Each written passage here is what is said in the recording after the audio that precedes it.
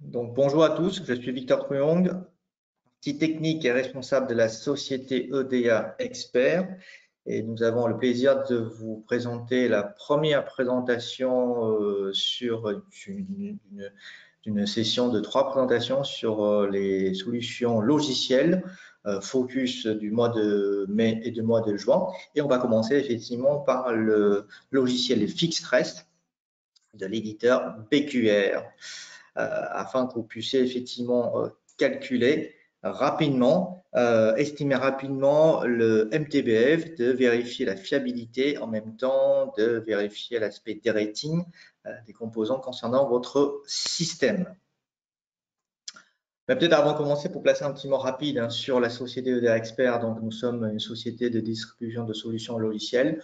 On représente un certain nombre d'éditeurs, notamment dans le calcul, dans la simulation thermique au niveau des cartes électroniques, au niveau de la calcul de stack-up, de l'impédance, au niveau du développement logiciel aussi, avec notamment compilateur, développement ou vérification de contraintes de timing. Mais aujourd'hui, on va principalement se focaliser sur l'éditeur BQR, avec notamment sa solution logicielle FixRest, qui vous permet effectivement, dans notre cas ici, de prédire, de calculer le MTBF de votre système. Alors peut-être avant de commencer de parler logiciel, parlons d'abord de l'éditeur. Dans la société BQR est une société d'origine israélienne qui existe depuis un certain nombre d'années, donc il y a une bonne fiabilité, hein, c'est le mot qu'il faut, et une bonne réputation dans le marché, l'un des leaders mondiaux dans cet aspect de fiabilité, notamment au niveau des outillages sur le calcul et la simulation. Et donc on a la chance effectivement de représenter ces sociétés BQR en France depuis quelques temps. Un certain nombre de clients qui ont déjà fait confiance à nos solutions, à ces solutions-là. Je ne vais pas tous les citer, mais on retrouve effectivement un certain nombre de sociétés, aussi bien dans le monde avionique, militaire, industriel, automobile, y compris les consommateurs, puisqu'effectivement, de plus en plus, on a besoin de montrer la fiabilité des systèmes électroniques. Donc, quel que soit le domaine d'activité, quelle que soit la taille des sociétés, que ce soit les petites sociétés ou les grandes sociétés, ces différentes sociétés ont fait confiance à nos solutions. Principalement deux aspects, deux logiciels qui vont être mis en valeur, mais on va surtout parler de l'aspect FixRest, notamment dans le calcul de MTBF. Je signalerai vers la fin qu'effectivement, on peut aussi effectuer des simulations sur tout ce qui est notion de TA, de FMA, de RAM, etc., etc. Mais on va se focaliser principalement sur notre sujet du jour. Le principe, c'est quoi? Effectivement, ça, c'est le flow standard. C'est-à-dire qu'on conçoit la carte, saisie de schéma, placement, routage, on fabrique une première carte proto, on vérifie la fonctionnalité, on qualifie, on intègre, et c'est là qu'on va effectivement s'apercevoir que il y a peut-être des erreurs sur la fiabilité, des erreurs qu'on n'aurait pas vues par le passé lors de la conception. Et du coup, qu'est-ce qu'on fait? On revient en amont et on remodifie le schéma PCB et reparti pour un tout. Là, ça va perdre du temps, de l'argent, et vous savez bien qu'aujourd'hui, c'est extrêmement compliqué. On veut tout et tout de suite, tout en ayant effectivement un système qui est fiable dans la durée. Ce qu'on vous propose, avec notamment l'utilisation de logiciels FixRest, c'est dès l'aspect du design, de la conception de votre système électronique, de votre carte électronique, de pouvoir, après avoir fait la saisie de schéma, de pouvoir effectuer une première simulation sur la notion de MTBF, sur la notion de fiabilité, afin que vous pouvez déjà en amont, très rapidement, de pouvoir apporter des corrections ou des modifications et de compléter effectivement votre cas des charges, voire discuter avec votre client final. Et de ce fait, on pourra ensuite entamer correctement, puis tranquillement l'aspect placement routage, prototypage, vérification, qualification, intégration. Et là, vous aurez effectivement minimisé des pertes, minimisé le temps et l'argent grâce notamment à cette analyse et cette simulation en amont. Quand on parle d'MTBF, très souvent, on se dit, tiens, c'est encore une histoire de calcul mathématique un peu obscur, c'est un peu la magie noire, c'est jamais très, très clair. Comment ça s'est fait, même le résultat, des fois, on peut se poser la question.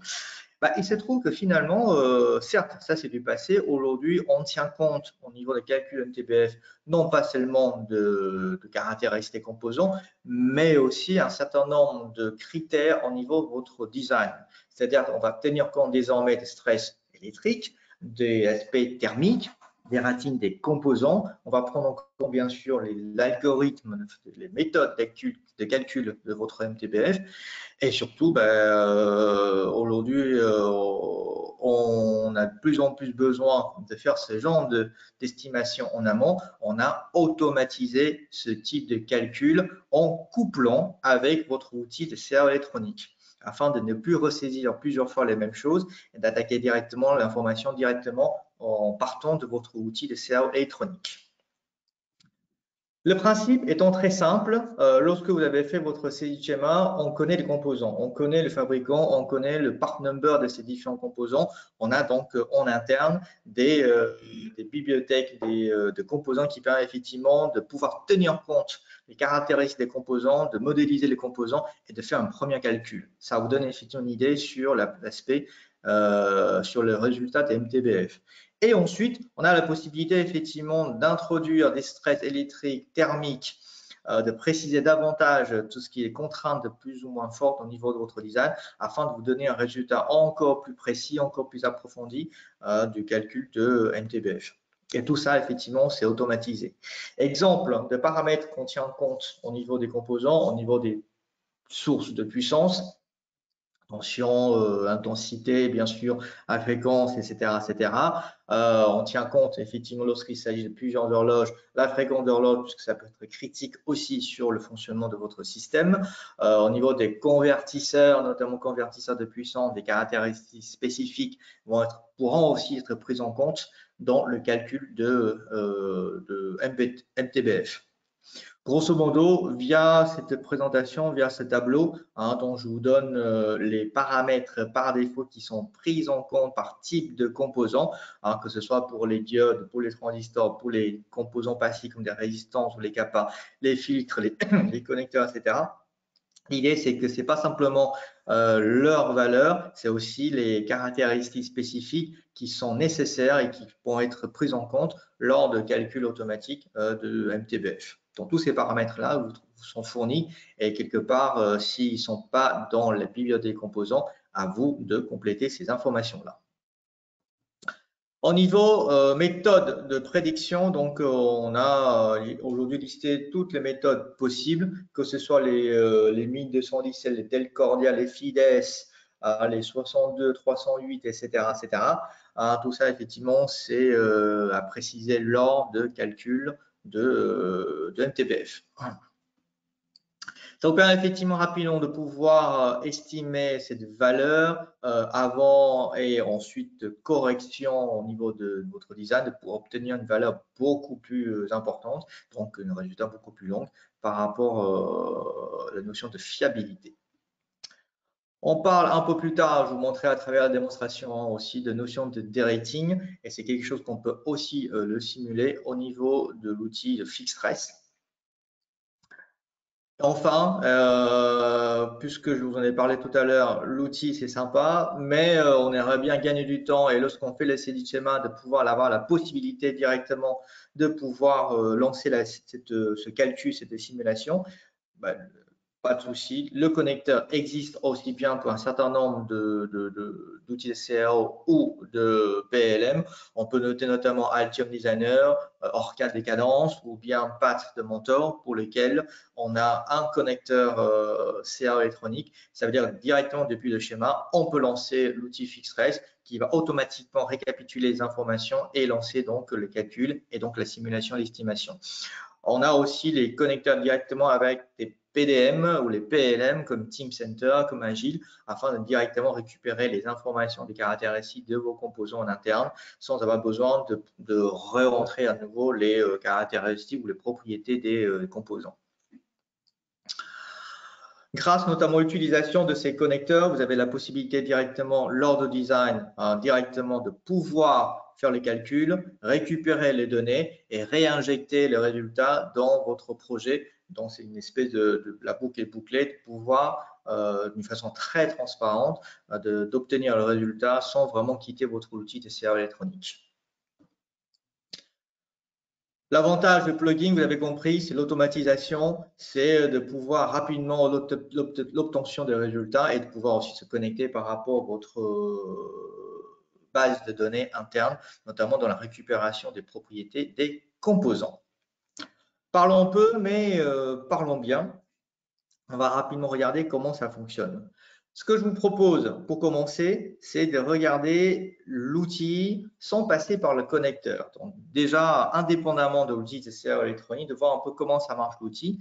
Voici donc FixRes dans son intégralité. On va créer effectivement un projet from scratch directement. Allez, démo numéro 10, numéro 6, puisqu'on est le 8, on est le 8 juin, numéro 8 par exemple. On va directement créer donc un projet vierge en partant de l'outil. L'outil effectivement ressemble à un grand tableau, hein. Il n'y a pas de secret sur l'interface graphique. Vous avez un certain nombre de choses qui sont mentionnées ici. On a donc notre système avec donc les valeurs par défaut sur la température, sur température ambiante de simulation, sur l'aspect électrique, sur l'environnement. Tout ça, c'est des choses qu'on pourra ensuite paramétrer. Mais la première chose qu'on va importer effectivement, c'est la nomenclature. Donc rapidement, qu'est-ce qu'on aura besoin au niveau de la nomenclature? Simplement pour vous montrer, au niveau de la nomenclature, on aura besoin de préciser donc le part number du composant, le fabricant donc de ce composant, ainsi que la référence, le désignateur, le refdes de ce composant au niveau de votre projet. Quatrième information peut être intéressante, la partie description. Donc, grosso modo, ce sont des 4 informations indispensables afin que l'outil puisse interpréter correctement et donc lancer le calcul pour commencer. Et donc, on va importer le fichier. Allez, c'est parti. Je vais chercher donc la nomenclature que je viens de montrer en format CSV ici, que j'importe directement dans mon outil. Hop. OK. Ça y est. Donc, qu'est-ce qu'on a ici? On a donc ici la liste des composants avec notamment l'interprétation pour matcher entre votre nomenclature, votre BOM, ainsi que l'outil au niveau des différents explications des différentes colonnes. On a donc ici le refdes des composants, on a aussi la description du composant, le part number de ce composant, éventuellement le catalogue de composants et ensuite le fabricant de ce composant, ainsi ici par extension le type de composant utilisé, fabricant de composants que voici. Les autres informations, on va y venir un petit peu plus tard. Donc, ce sont d'abord ces informations-là que l'outil ait besoin pour commencer à analyser les choses. Première chose, importer les choses. D'accord. Deuxième partie qu'on a besoin, bien sûr, c'est notamment les conditions. Les conditions de quoi? Les conditions de méthode de prédiction de calcul et de simulation. Donc, dans mon cas ici, j'ai simplement pris soit 1217, soit T332 ici. On va, par défaut, dans ma préparation ici, prendre 1217.255C ici. Je sélectionne bien sûr. Il est évident que lorsque vous avez d'autres méthodes à utiliser, on met à votre disposition, cette fois-ci en fonction des types de licences que vous avez, les méthodes qui peuvent être utilisées. Ça, c'est celui que je viens de sélectionner. C'est celui-ci, c'est ça. Et vous avez bien sûr des 62-380, des 332, les custom, les Telcordia, les Fides, etc. etc. Donc, vous avez effectivement la possibilité de sélectionner la méthode à utiliser parmi l'ensemble des méthodes listées ici.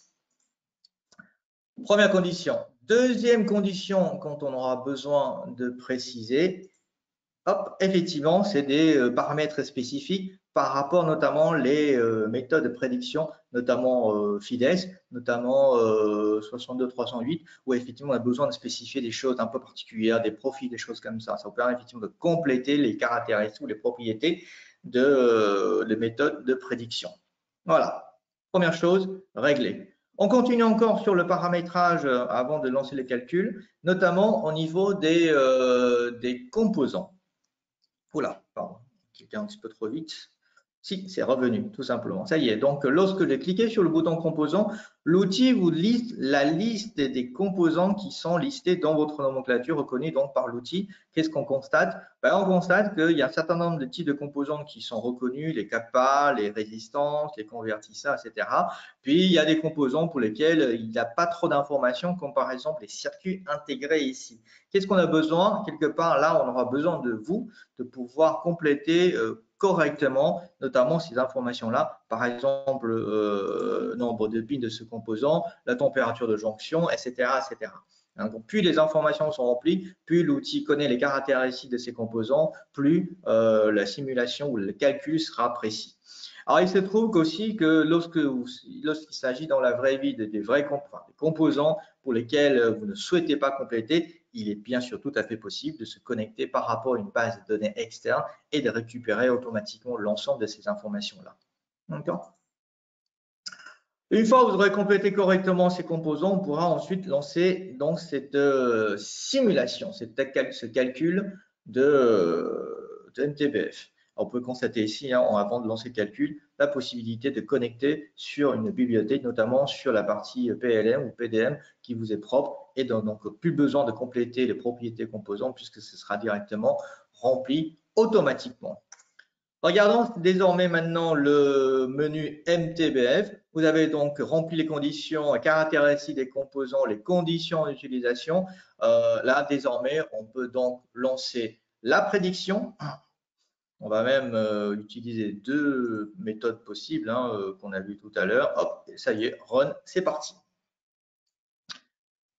Hop, on va laisser le temps de calcul. C'est pas extrêmement lent. Oui, il y a effectivement des choses qui n'ont pas été complétées, pas de souci. On a vu tout à l'heure, il y a 3 erreurs puisqu'il y a certains composants n'ont pas été remplis complètement au niveau des propriétés. L'outil ne va pas tenir compte, mais va tenir compte surtout des composants pour lesquels on a bien rempli les propriétés. Ça y est, on a une première notion, un premier résultat de MTBF qui s'affiche ici. D'accord? Et on a la possibilité, bien sûr, de générer un rapport complet sur en format Excel. Run.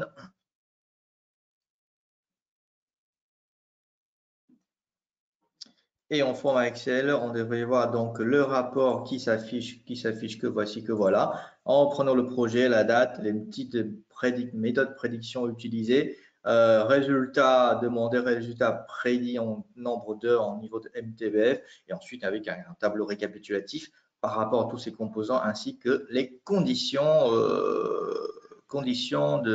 d'utilisation ou les caractéristiques de ces différents composants. Voici donc le rapport qui s'affiche. Hop, on va donc fermer ceci.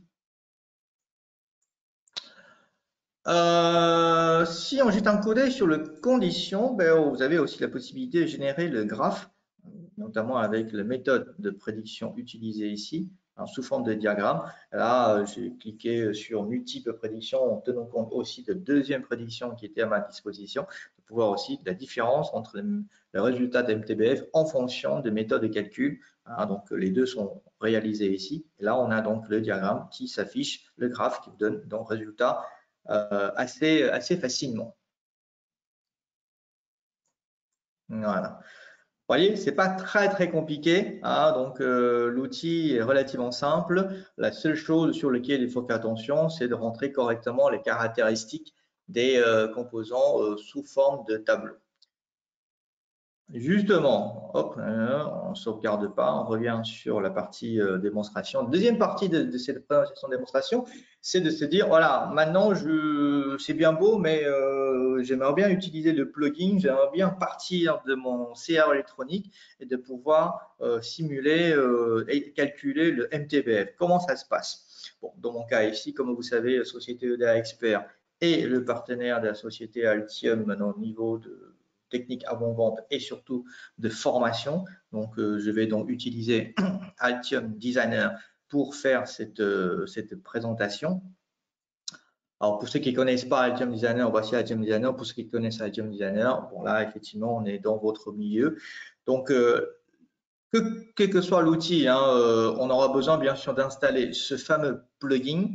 Le plugin, a priori, n'est pas installé par défaut, quel que soit l'outil. À vous de chercher le plugin soit directement sur le site web, soit probablement depuis votre outil de serveur électronique. Dans le cas d'Altium Designer, donc le plugin par rapport aux connexions du serveur électronique, il s'appelle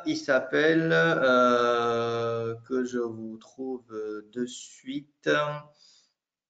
Voilà, il est là. MTBF Reliability Toolkit, l'éditeur BQR, l'outil FixRes. C'est ce plugin-là qui est normalement à votre disposition, que vous avez besoin de gratuitement de l'installer, hein, soit sur le site web, soit directement depuis votre outil de serveur électronique. Une fois c'est fait, donc je vais faire la démonstration directement depuis ici. Donc j'ai chargé initialement un projet, c'est un convertisseur 16 bits de mémoire. J'ouvre un schématique et j'ai la possibilité de rajouter un fichier du type FixRes. Lorsque je rajoute le fichier FixRes, que se passe-t-il? L'outil vous redonne en fonction des paramètres ou des attributs des composants les différents champs. À vous de faire correspondre la signification de ces champs. Qu'est-ce que c'est cette colonne? C'est ici le part number. Le manufacturer ici, donc manufacturer, c'est manufacturer ici. Et le part number, ici, c'est le part number ici. Part number, où est-ce qu'il est? Part number, voilà. Manufacturer part number.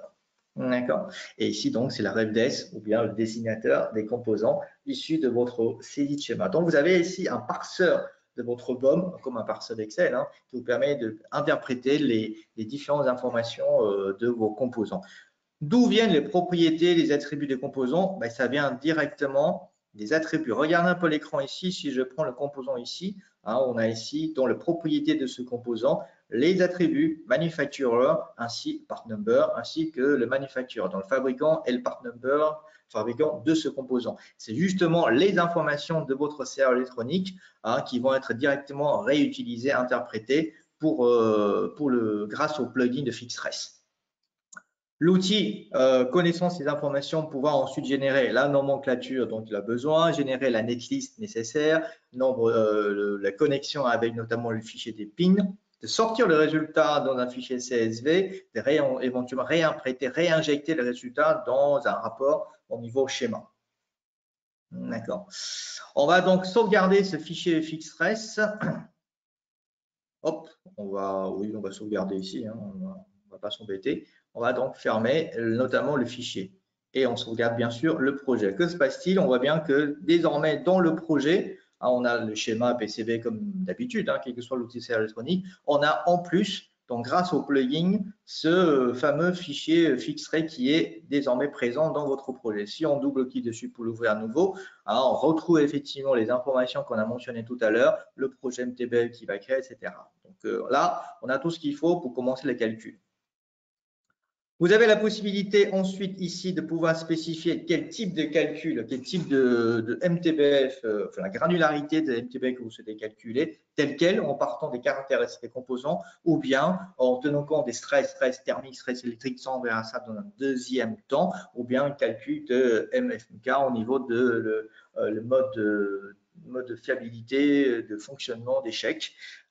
Mais ce qui est fortement intéressant, grâce au plugin, c'est qu'on vous résume ici donc la nomenclature ainsi que la netlist de vos schémas, c'est lister l'ensemble des caractéristiques des composants nécessaires, de lister les propriétés utilisées par le FixRes pour le calcul de MTBF, d'afficher le résultat lorsque le résultat sera calculé. Et on a déjà mis à votre disposition ici deux méthodes intégrées dans le plugin, notamment le part count prédiction, avec donc ici la possibilité de sélectionner l'environnement de votre système et donc de la température d'ambiance de fonctionnement, et donc de lancer une première calcul, notamment ici calculate. Et rapidement, indépendamment de tout, l'outil vous donne un premier résultat MTBF ici grâce à l'environnement, grâce et surtout l'algorithme part count qui est donc intégré ici. D'accord? Donc sans rien de faire quoi que ce soit, complètement transparent, on vous donne un premier résultat. On peut aussi directement, via cet onglet-là, de lancer un autre calcul de MTBF via la prédiction Telcordia 332 et d'obtenir effectivement rapidement un premier résultat.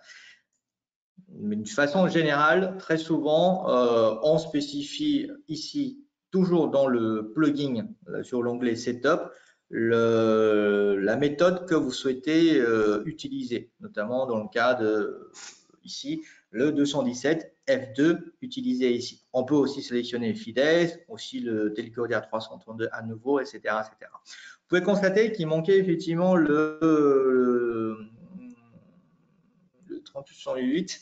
Là, effectivement, il faut besoin d'un profil. Donc, il y a des méthodes de prédiction qui nécessitent un petit peu plus de paramétrage ou des profils de calcul. Dans ce cas-là, ils ne sont pas présents au niveau de plugin, mais c'est directement présent au niveau de FixRes, au niveau de l'environnement de FixRes. Dans notre cas ici, on va sélectionner donc la première méthode de calcul et on pourra ensuite lancer cette calcul-là. Allez, on calcule, oui, calcul FixRes. Allez, c'est parti. Vous voyez, hein, donc en fin de compte, on est en mode silence, c'est-à-dire qu'on reste. Ah oui, j'ai pas la bonne méthode. Enfin, j'ai la bonne méthode, mais c'est pas la méthode qui acceptée par ma licence. C'est le premier. Oui, c'est bien celui-là. Et là, vous voyez, hein, on est en direct live. Ça s'appelle un effet démo. Ça y est. Donc, on est en mode silence ici.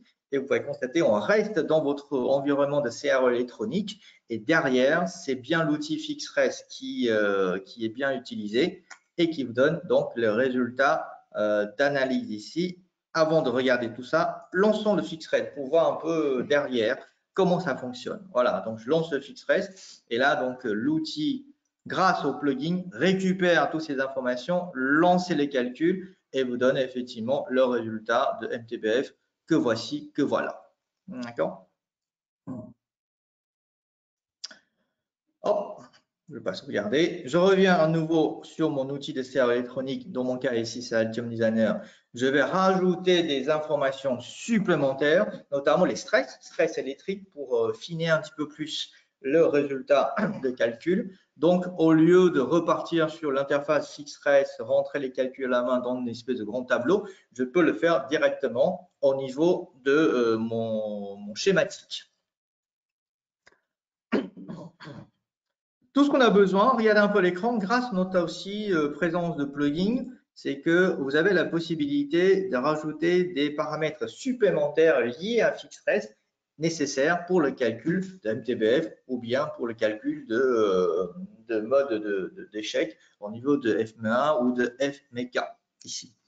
Dans notre cas, ça va être directement les informations de stress, notamment électrique ici. Donc, je peux le rajouter individuellement le paramètre ou je peux le rajouter comme notamment ici, sélectionner plusieurs de mes composants et de rajouter globalement le paramètre. Ce qui m'intéresse dans mon cas ici, ça va être de rajouter les stress électriques dans le calcul de MTBF, notamment au niveau de voltage, de préciser la tension, c'est 3, et je vais le faire aussi bien pour le composant, pour tous les composants connectés qui ont kappa, et les composants identiques. Apply, ça y est, l'ensemble de des différents kappa C10, C11, C19, C20, C36, C40, il reçoit la valeur 3 volts nécessaire pour le calcul de MTBF au niveau de stress électrique. OK. Oui, et si on jette un coup d'œil au niveau de propriétés de ces composants, automatiquement, l'outil crée dans votre outil de CRE électronique, dans notre cas ici Altium Designer, le paramètre SDTA voltage et qui a pour valeur 3. Et si on jette un coup d'œil sur le FixRes, l'interface plugin FixRes ici, on peut constater que automatiquement aussi, hop, on va sauvegarder ici, on va pardon, il faut le rafraîchir, sinon rafraîchir, voilà. Et là, on va dans les propriétés des calculs que, vous voyez, sur les composants kappa C10, C11, on retrouve notamment la tension de 3 volts au niveau de paramètres SDTA nécessaires pour le stress électrique dans le calcul de MTBF. Donc, grosso modo, tout ce que vous faites au niveau de schéma, au niveau de serveur électronique, ça se crée automatiquement des informations nécessaires et de pouvoir ensuite relancer les calculs automatiquement.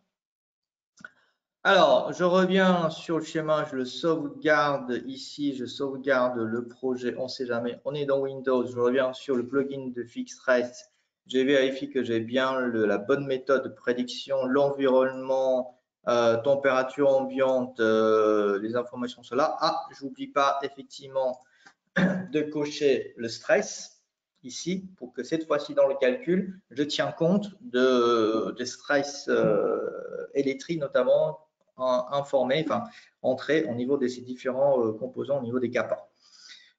Stress, je sauvegarde, ça c'est bon et je relance le calcul. Allez, c'est parti. Toujours calculer en arrière-plan utilisant le FixRest.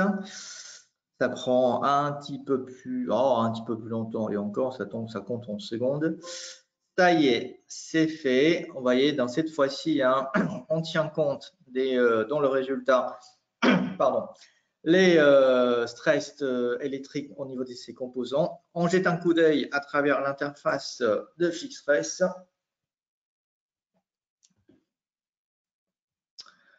On ouvre le projet qui a été généré automatiquement et ça y est, on a effectivement les valeurs qui s'affichent ici. D'accord, on voit tout de suite que grâce ou en raison, à cause des stress électriques, on a les durées beaucoup plus courtes, on a une fiabilité beaucoup moins longue, on a un résultat qui est comme beaucoup plus précis. D'accord.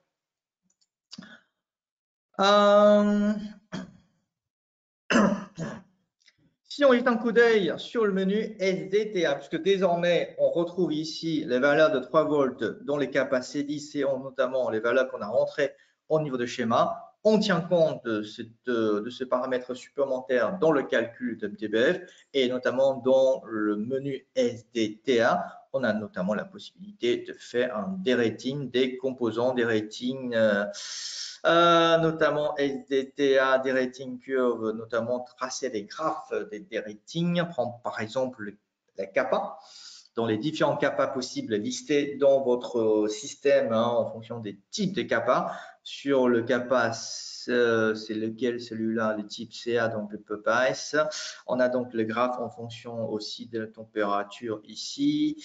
On a d'autres types de kappa et donc les différents interprétations et résultats des ratings par rapport à ces différents composants ici.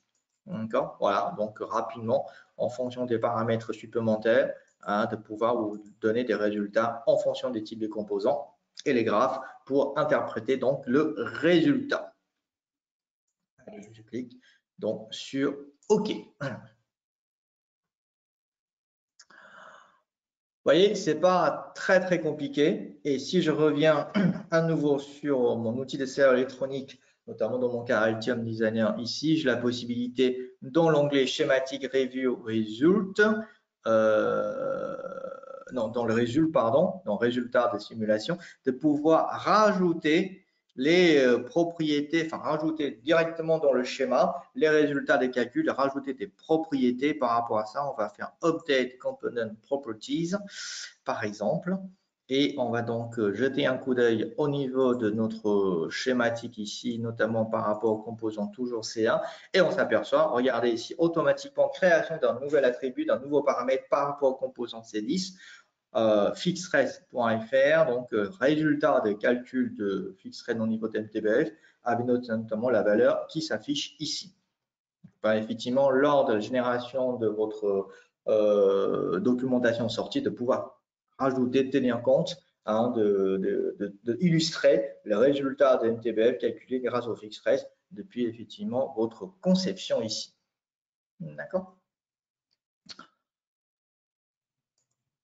Voilà, je reviens un peu sur la présentation PowerPoint. Donc, on a vu très rapidement comment ça marche l'outil FixRed, comment ça marche le plugin d'un outil serveur électronique.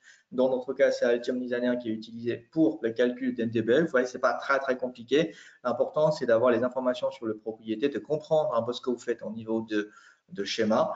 Et il se trouve aussi que FixRed ou les différentes solutions logicielles proposées par l'éditeur PQR vous permet aussi de faire un calcul de FMEA, de FMEK, notamment au niveau des modes d'échec, de criticité et de la fiabilité de fonctionnement sous forme de blocs fonctionnels. Hein, l'outil vous permet effectivement de pouvoir, au niveau de serveur électronique ou bien directement via l'interface graphique de FixRed, de pouvoir décomposer votre schéma par bloc fonctionnel et de spécifier bloc par bloc ou fonction par fonction les différents modes possibles, les conséquences et ainsi que de classer par criticité ou par sévérité en cas d'échec. On a aussi la possibilité de réaliser ce qu'on appelle un Reliability Block Diagram, à nouveau bloc par bloc niveau fonctionnel, de pouvoir de voir les interdépendances concernant les différents échecs et de fiabilité au niveau de l'estimation de fiabilité d'une façon générale, de qu'est-ce qui pourrait provoquer quoi en fonction d'échecs, ainsi que les conséquences. D'accord. On peut aller relativement loin avec l'outil FixTrace ici. Si jamais vous avez des questions ou des informations, voire une envie d'évaluer l'outil FixRace, incluant automatiquement le plugin que vous souhaitez, n'hésitez pas à nous contacter, Société EDA Expert, 01 58 07 00 79, l'email contact@oda-expert.com.